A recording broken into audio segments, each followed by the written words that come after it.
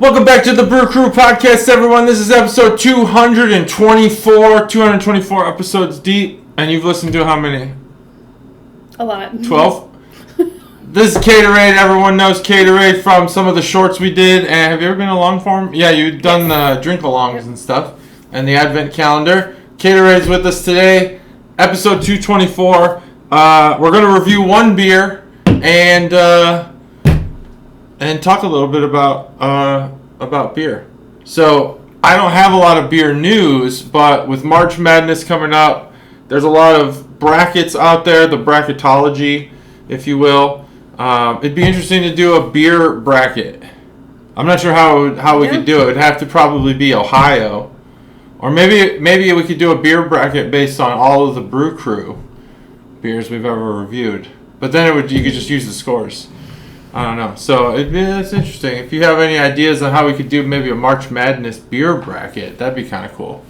And we can just figure it out. But today we're going to review one beer. You got any thoughts for the Chuggalos out there? Not yet. Not yet. Not yet. All right. Well, I'm subbing in for Matt, and subbing in. We miss him. Yep. You're as they call a replacement player. Mm-hmm. You're not AAA anymore. You got called up, Yeah. but maybe 4A. So don't open it yet. I'm not. This is Minky Boodle by Thin Man Brewery out of Buffalo, New York. We've never done this brewery, never even heard of this beer, but this is a raspberry sour. Comes in at 7% in a pint, and now we can crack it open. Don't open it yet, though. We gotta count it down. That's how we do it on this podcast. Ready? Yeah. You primed? I'm primed. All right, ready? 3, 2, 1. That was good. Good crack. All right, so this is a raspberry sour. Wow, it smells like straight up bread. Buffalo, New York. I don't know if we've even done a brewery out of Buffalo, New York. We've done a lot in New York City. We've done some other stuff, but I don't know about Buffalo. We've been to Buffalo. We went to Buffalo, tried to get the earliest known wing restaurant, Buffalo Wings, and I think we went to the wrong place. I think so too. We went to one that was recommended by a former Buffaloan, but we didn't. I didn't think it was that good. I think there were two that came up at the There's same like two time, competing. and we went to the wrong one. Yeah. It was cool though. It's nice inside. Yeah. It was cool. It was really cool inside. Kind of kitschy, like a rustic version of Bennigan's. They had like a buffalo head on the wall, and they had like a bunch of pictures, but they were like old and kind of like, hey, Buffalo's been around since the early American times, so here's our take on a wood-trimmed Bennigan's. I felt like it was tavern-ish. It was tavern-ish, yeah. Mm-hmm. And it was on like a really busy road, but kind of in a building that could have been built. That building could have been built in like 1975 or 1775. You have no idea. It's just the way that everything's kind of constructed and painted out there. They put like awnings that went out of style in the rest of the United States. They put those on all the restaurants, and there's like 3 places left with awnings like that. Buffalo, the Oakwood, or not the Oakwood, but the Pine Club, and that's basically it. Those are the places with like crappy awnings. So you don't know when the building's built, but that's it. So we're doing a beer review, and that's really, I just don't have a whole heck of a lot, unless you want to talk baseball, which we all know that people that our fans love when we talk baseball. All right, well, seems like you don't want to do that. If you want to provide thoughts, you can, or I can go first. This may be the tartest sour I've ever Really? had. Okay. It hurts the back of my tongue. Cool. It's good. Yeah. And I like the little Batman. I think it's Batman. Kind of a superhero. Superhero something on Minky here. Boodle. I'm gonna look while you talk about the beer. I'm gonna look up what Minky Boodle might mean.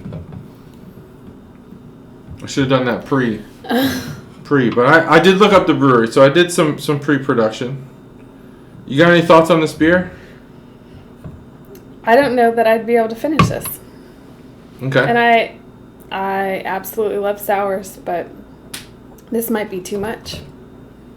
I might have found. Okay, that's all right. Well, what are you tasting? What kind of flavors? What does it taste like on the front of your tongue, the back of your tongue? So I can taste the raspberry on the front, but I can't even describe what it is on the back.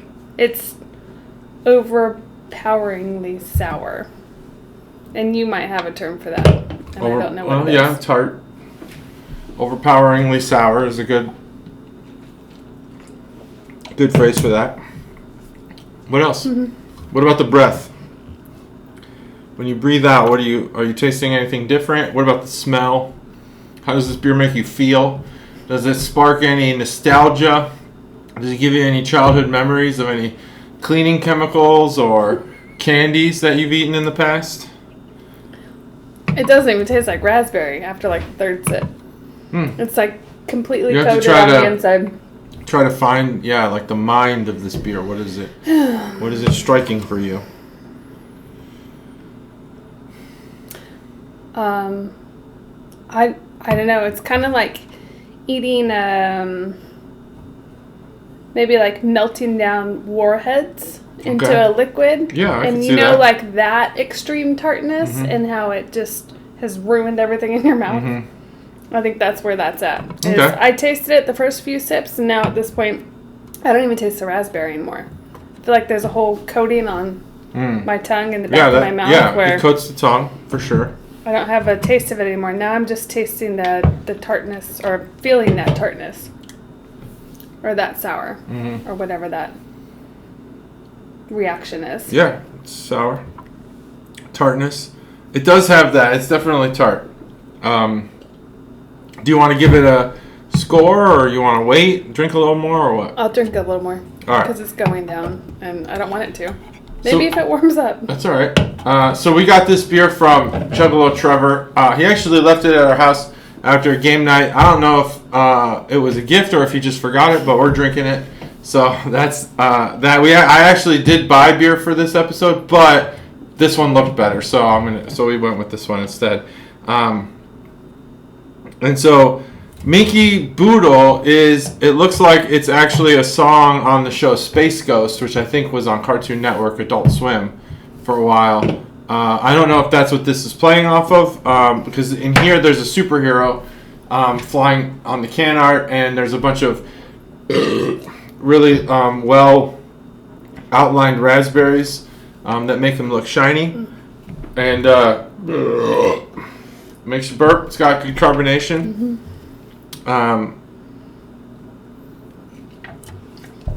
So that's the can art. On the flavor, I think that this raspberry leans towards candy, which might imply, or we infer, that it's raspberry syrup of some sort, or a fake raspberry, as Matt would probably say. I don't know that this is freshly squeezed raspberry, just because most of the raspberry sours that are fresh fruit tend to be thicker. This one, and I'm not saying it's fake because I don't know, but it does feel like maybe this is more of a sweet syrup or a candy, and it's actually a good thing, because I think it makes this beer stand out in a way that gives it that Warheads kind of feel. I'd say that it's slightly like the first taste of a Warhead, that's going to be that sourest part. After that, it's kind of like chewing crappy bubblegum where you don't have any flavor, but that first, you just stick it in and you're like, whoa, that's sour as shit. It's not, I don't think it's as intense as that, but it is pretty tart. This is one of the more tart ones we've had.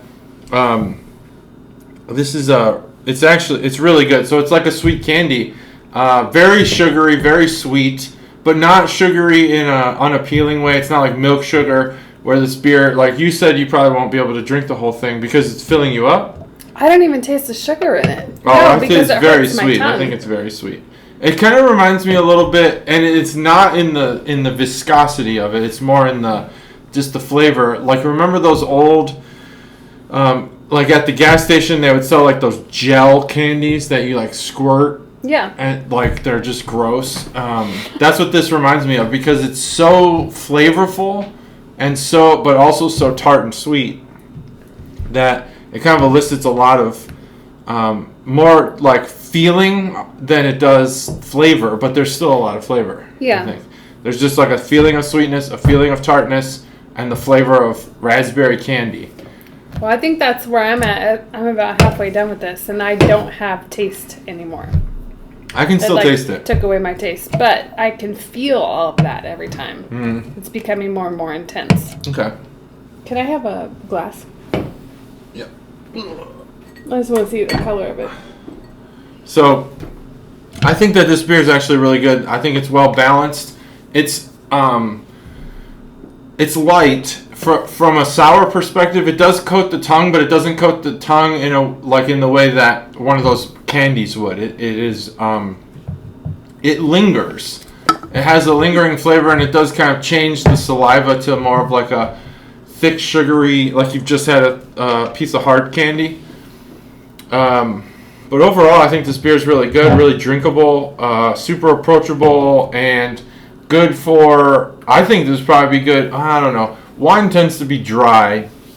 I'm not a wine person, so I don't know that this would be like a wine person's beer, but it's definitely approaching that. It's got a lot of that sweetness that I imagine a dessert wine would be. I, again, don't know what that is. But from a beer perspective, from a sour ale perspective, this beer it hits the mark really well, especially with all the sours coming out that are like thick smoothie sours. This one does the old school sour very well. Very liquidy. I think it's very good.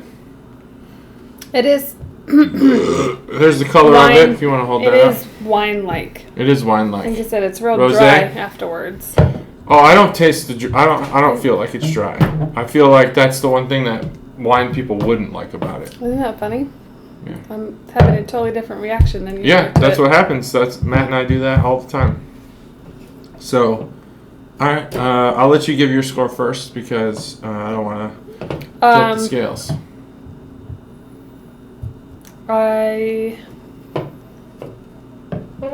It's over my threshold of something I can enjoy, but I think it's still really good. Just not for me. So I would do a 2.5. 2.5. So I'm going to go like the complete other direction. I think this is a sour beer for sour beer fans. It sticks out in the execution. It's very flavorful. That's where a lot of these sours miss. When you try to do too much in a sour and you wind up just getting like a base Berliner Weiss sour and you don't get any fruit flavor or any candy flavor. This one's like all fruit and candy, but it gives you the feeling of tartness without that like underlying. I don't even know what that flavor is. Kind of like some sort of weedy, I don't know, malty underneath Berliner Weiss flavor. This doesn't have that. Now it does smell bready. Like this smells like like you just walked into a bakery, which is weird because this is not. There's no donuts. There's no milk sugar, no flour.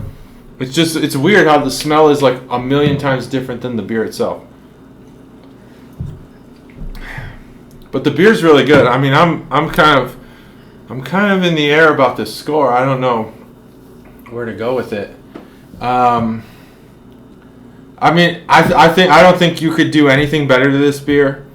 I would gladly recommend this beer to anyone. I feel bad because Trevor probably didn't mean to leave this at our house, and this beer is a 5.0 beer. This beer is amazing. It is a really good beer. Yeah. Wow. I would recommend this beer to anyone who wants to try a good sour without that smoothie flavor. I mean, and this holds up. I would expect this from 450 North. It's that good. And 450, Matt and I talk about it all the time. 450 is held to a different standard than all the rest because of how good they are. We can only really compare their beers to themselves. We can't really do it against others. This does stay with with the best sours we've had.